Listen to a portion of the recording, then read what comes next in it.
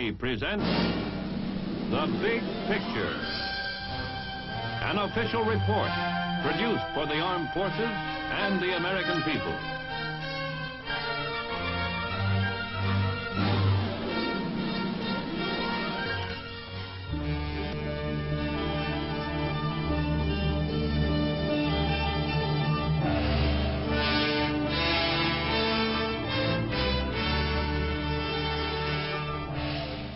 A small, rocky, typhoon-swept island. This is Okinawa, principal link in the Ryukyu's chain, which stretches more than 340 miles over the vast western Pacific from Japan to Formosa. Unimportant? Perhaps at first glance. But Okinawa's role in today's tense world is far out of proportion to her size.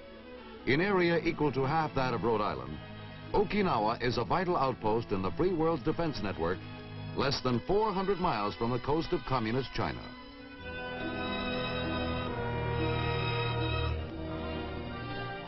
But Okinawa has not always played the important world role it plays today. For many centuries it slept, an island off the beaten track of world affairs. Feudal lords ruled over scattered straw hut villages, where life centered around two things, rice and religion. Ancestor worship was the dominant faith. Here, peaceful peasants lived and worked. And children played, with little brother or sister a perennial passenger. It was a contented culture that looked backward rather than forward for its inspiration. As such, it changed little over the centuries. Agriculture was the most important occupation. The ungenerous earth was worked by hand with ancient tools. Crops were sown by hand and harvested by hand. It was a rough, simple life. But when the crops were good and the harvest plentiful, the people were content. They lived in peace and primitive prosperity.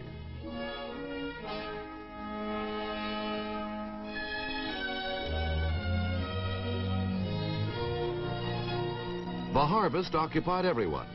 It was the women's work to separate the grain from the chaff. It took strenuous shaking to sift the rice kernels through a straw sieve, a method as old as farming itself.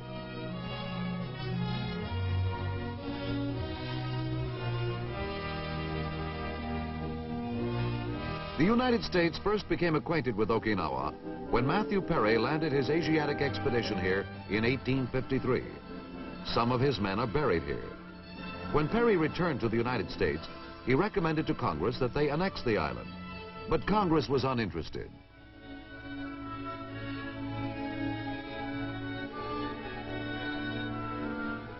It was not until 1871 that anyone expressed further interest in the primitive little island. At that time, Japan incorporated it into her empire. The Japanese gave Okinawa their language and introduced the natives to the more advanced Japanese culture. The dance in particular became important, and the Okinawans, always an easygoing, friendly people, took pleasure in many celebrations featuring the highly stylized Oriental dance.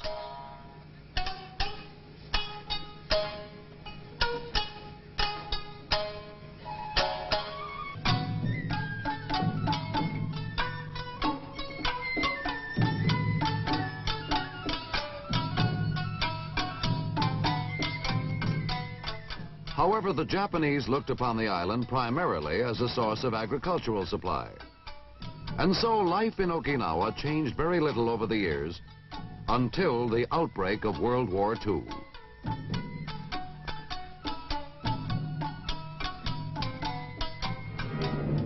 Vital to the Japanese defense, Okinawa had to be taken before our main attack on Japan could succeed.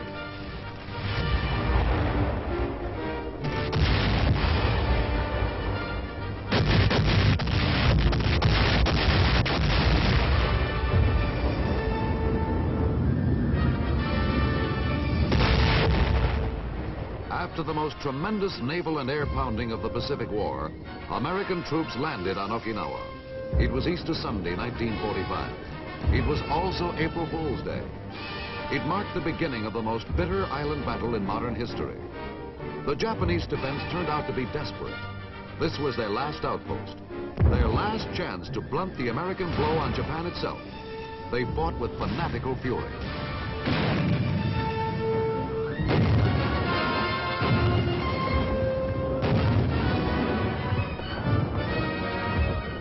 And the island gave its rugged support. Deep caves, jagged ridges, and steep cliffs all aided the enemy. It was a slow, difficult, dangerous process. An individual operation against each and every Japanese soldier. It was a tough way to fight on a tough little island. Okinawa earned the name the Rock.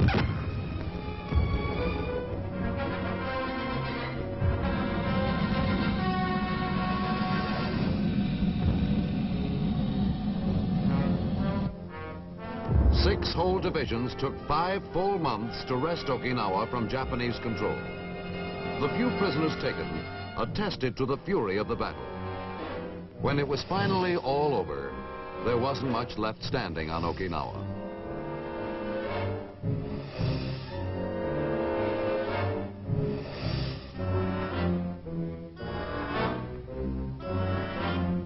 Naha, the capital, was a shambles.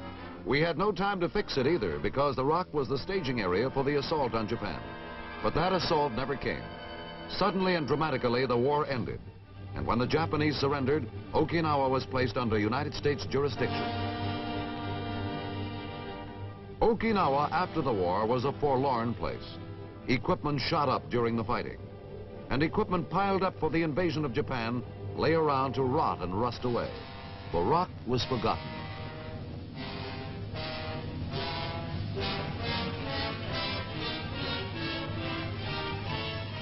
The few troops that remained lived in temporary quarters.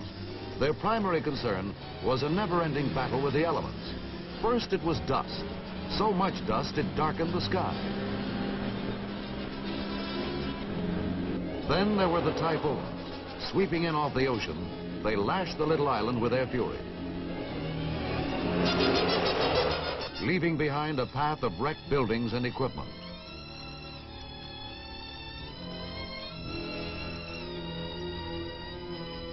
And afterwards, mud, bogging down everything to a crawl.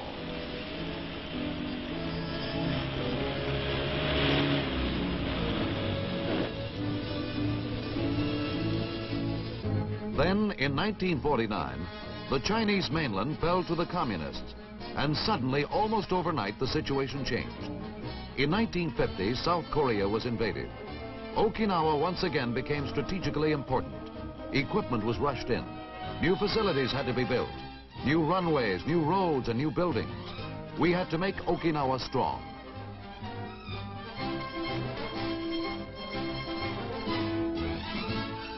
Air bases came first.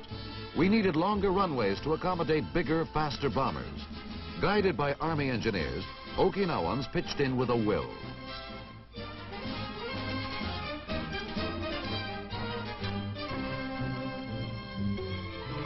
Heavy equipment was brought in, and men who had never even seen steamrollers were taught to operate them. Concrete and steel and human sweat gave us a first-class airbase in operation in time to support the Korean War.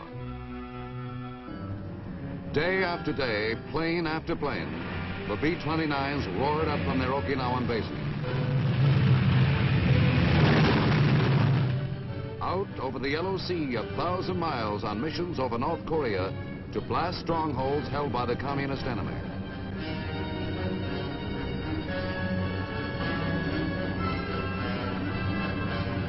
The bombers fought their war from that important little island, Okinawa.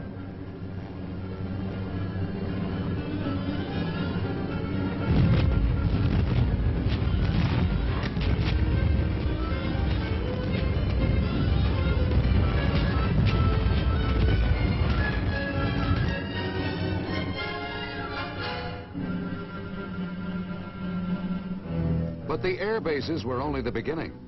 If Okinawa was going to be our primary military establishment in the Far East, a great many other things had to be accomplished too. Barracks, headquarters, warehouses, depots, and other facilities were entirely inadequate. New typhoon-proof permanent buildings had to be constructed. To keep costs at a minimum, contracts were let out to Japanese and Philippine companies. Okinawans were taught new trades.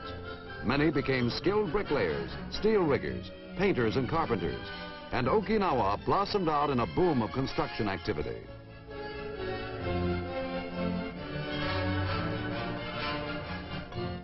Along with the purely military construction went the development of dependence housing. Attractive suburban areas were laid out and trim modern homes constructed. Now American kids play happily among the smart new homes of the servicemen's families. If a soldier's wife runs short of soap or breakfast cereal, there are modern American-style supermarkets with complete stocks of the same merchandise she might expect to find back home. There's even somebody to help with the grocery cart. The Interfaith Chapel, recently erected at Sukiran, is a handsome example of the clean modern lines to be seen in Okinawa's new construction. New 2- and 3-story army barracks are complete units in themselves, with troop quarters, administration offices, supply rooms, armory and mess hall, all under one typhoon-proof roof. The new construction on Okinawa has extended to every area of activity. University buildings, hospitals, theaters, public buildings, and sports facilities all have been built to serve Americans and Okinawans alike.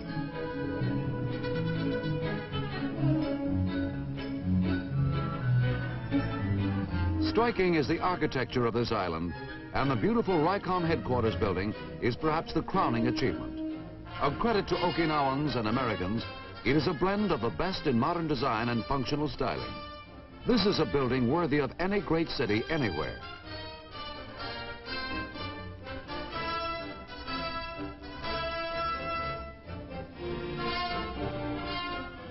To tie in the numerous facilities spread out over the island, a modern communication and transportation system had to be constructed. Before the American occupation, there were few paved roads on Okinawa. Mud and dust trails were often the only means of getting around. Heavy equipment was employed to tackle the difficult terrain, and as in all phases of the modernization program, local Okinawan labor was taught to operate it. This policy not only saved many millions of dollars to the American taxpayer, but also gave the Okinawans a degree of know-how in handling modern equipment that they never could have attained any other way.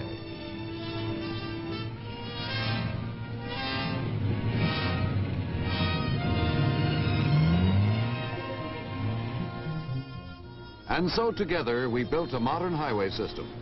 Crisscrossing the island, it serves every important military installation as well as numerous native cities and villages. All the construction on the island so far has amounted to about as big a job as building a city the size of Indianapolis from scratch, all in a few years' time. But for the troops on Okinawa, it has not been simply a question of building a base. They must stay in the peak of condition. A field problem may last the night or begin before the sun is fully up. Men attached to the Army Special Forces load their equipment aboard the submarine Tilefish for an underwater demolition exercise at a nearby island. Soldiers in these units are trained in a variety of combat skills which particularly qualify them for specialized and often hazardous duty. They are typical of the versatile military strength on Okinawa, which also includes large air and naval forces, as well as the 3rd Marine Division.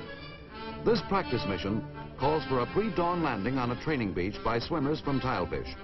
The men are carefully briefed before the submarine departs.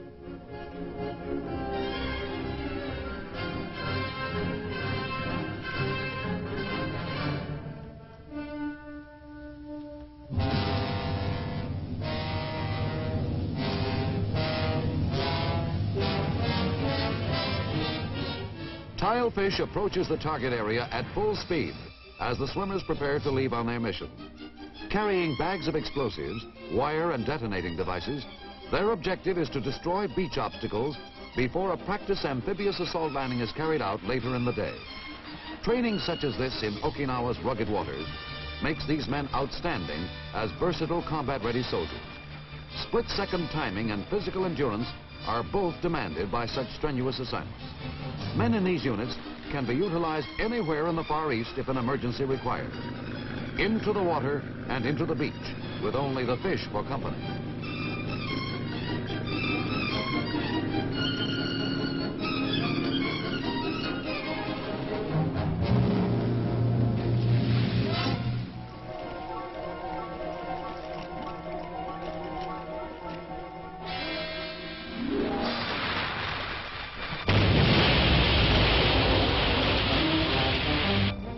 mission accomplished, and the men swim into the sea again, where they are picked up by high-speed craft a few hundred yards off the beach. In combat, these men would help to clear the beaches of barriers which would normally impede infantry and vehicles making an amphibious landing.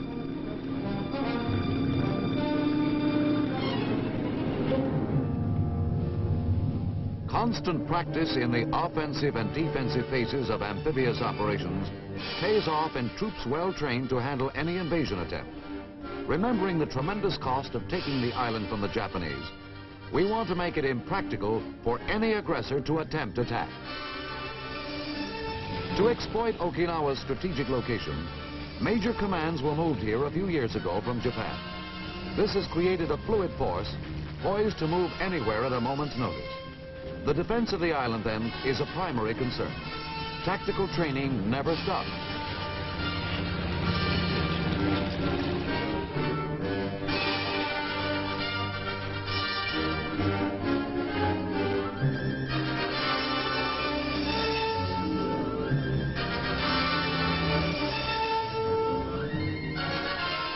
In these operations, new techniques are constantly employed and new equipment tested out under battlefield conditions.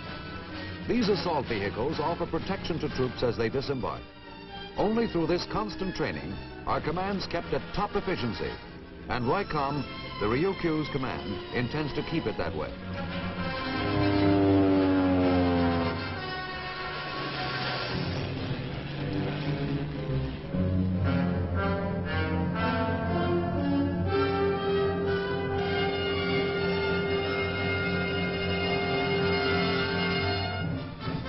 But what about the troops that are arriving on Okinawa today?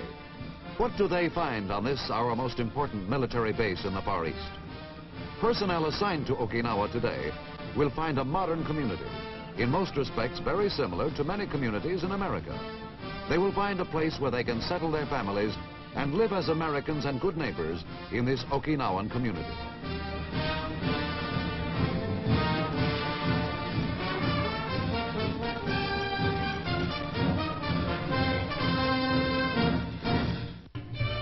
There is industry and commerce on the island now.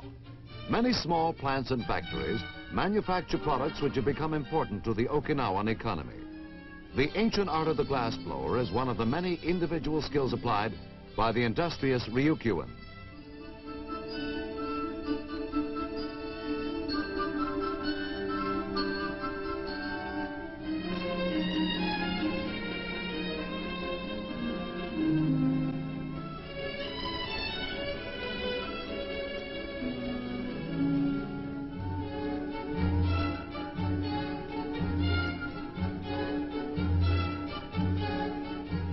Products from these small industries are used locally and for export to Japan. Many lovely shapes and designs, both decorative and functional, emerge from the production line in this tiny factory. Restaurants like the famous Tea House of the August Moon are a booming business. The movies have become popular with both American and Japanese products shown. Today there is a native press, and outside the news building, Okinawans keep up with the latest world events. Democratic ideas have found hospitable soil in Okinawa, and citizens now elect their own legislature as well as most local officials. Here, Mr. Jugo Toma is installed in Okinawa's highest office, that of Chief Executive, while high-ranking Okinawans and Americans look on. There is a blending of the new and the old here, of the East and the West. Some sections of the island are reminiscent of any Oriental community with crowded streets and bustling commercial activity.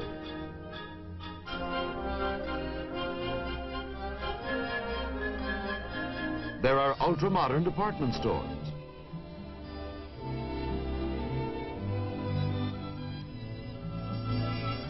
And here, halfway around the world from home, can be found all the products necessary to satisfy the wants of the American family.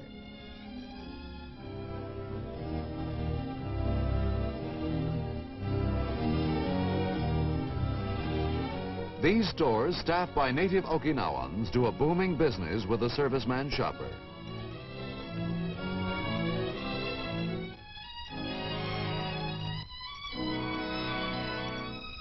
On Okinawa, there are many enlisted men's and officers' clubs.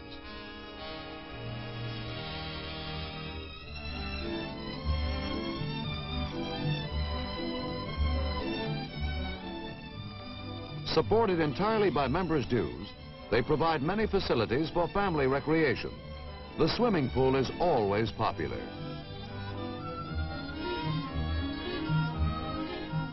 There is an excellent golf course.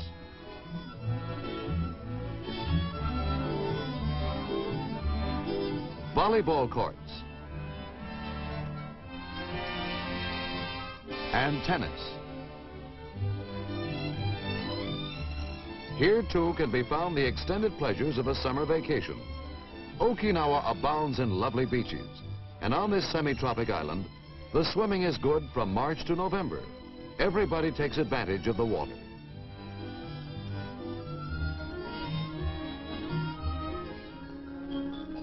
But how has all this activity affected the Okinawans? Under American guidance, the island has turned into a prosperous modern community. Agriculture is still important to the economy, and new commercial possibilities have grown from it. Over the centuries, rice straw served as material for making many articles useful to the native population. Today, these same articles have found a new popularity among Americans. A flourishing industry has developed in their manufacture and exportation. In all this, the Okinawans have learned much of Western man. They have learned new skills, discovered a higher standard of living, and enjoyed new forms of recreation. But Okinawa and its friendly people are strong on tradition, and despite the many aspects of modern life, much remains of the past. The family is still the most important unit in Okinawan society, and ancestor worship is still the dominant religion. Here, a modern family worships at the tomb of its predecessors. Here, past glories are perhaps remembered, venerable personages honored, gifts given, and prayers respectfully offered for the well-being of past and present generations.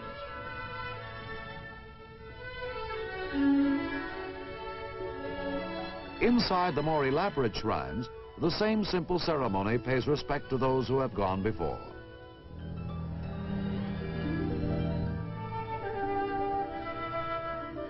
Since the American occupation of the island, the education of young Okinawans has been a project of primary importance. Consequently, more and better schools, including a university, have been constructed. When moving day arrives, the kids pitch in with a will. They are proud of their new school. Perhaps they do not realize it yet, but it will give them new opportunities. From these children will come the leaders of tomorrow, for democratic government is already a reality on Okinawa.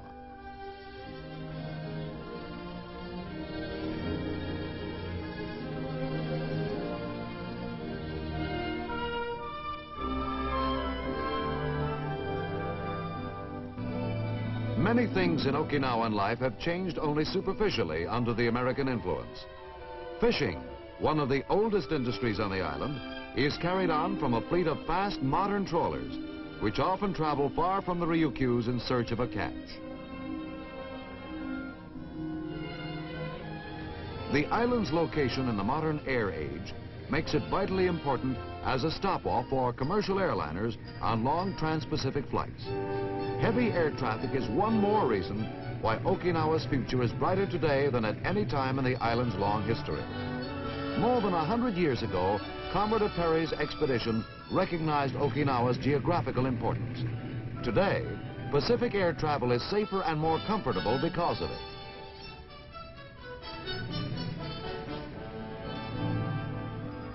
And so Okinawa is a land of contrast.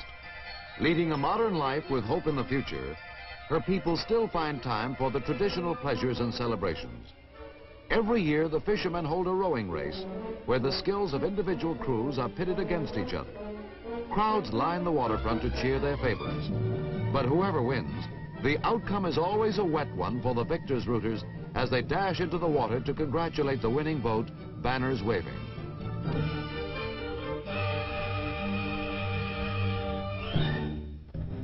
Like all people everywhere, the Okinawans love a parade. The 100th anniversary of Commodore Perry's visit offers both Okinawans and Americans a chance to celebrate. School is let out for the day, and thousands of kids parade through the streets of Naha, waving the flags of both Okinawa and the United States. Craftsmen of both nationalities test their skill in making colorful floats to dramatize the event.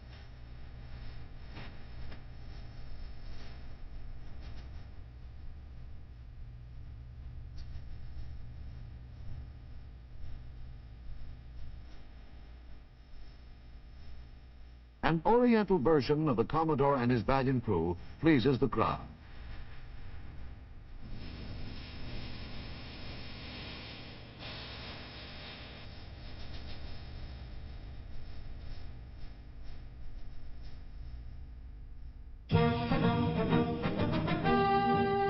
And so 100 years after Perry's visit, Okinawa's strategic location, duly noted by the Commodore, today makes the island one of our most important military assets in the Far East. Following the carnival of floats, there is a traditional sport. Youngsters compete in balancing the gay ceremonial banners high in the air, which takes a lot of skill and timing.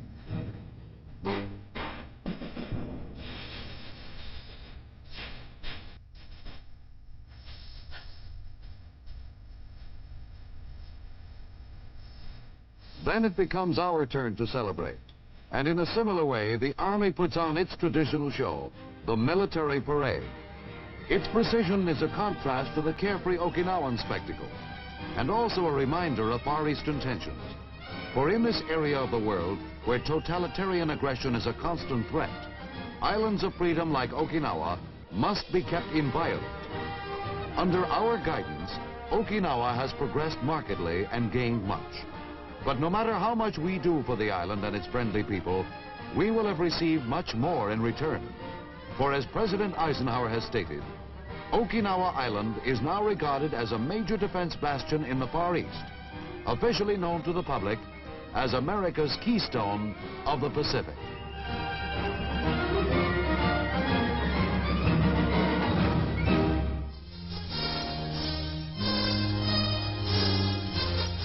The Big Picture is an official report for the armed forces and the American people. Produced by the Army Pictorial Center. Presented by the Department of the Army in cooperation with this station.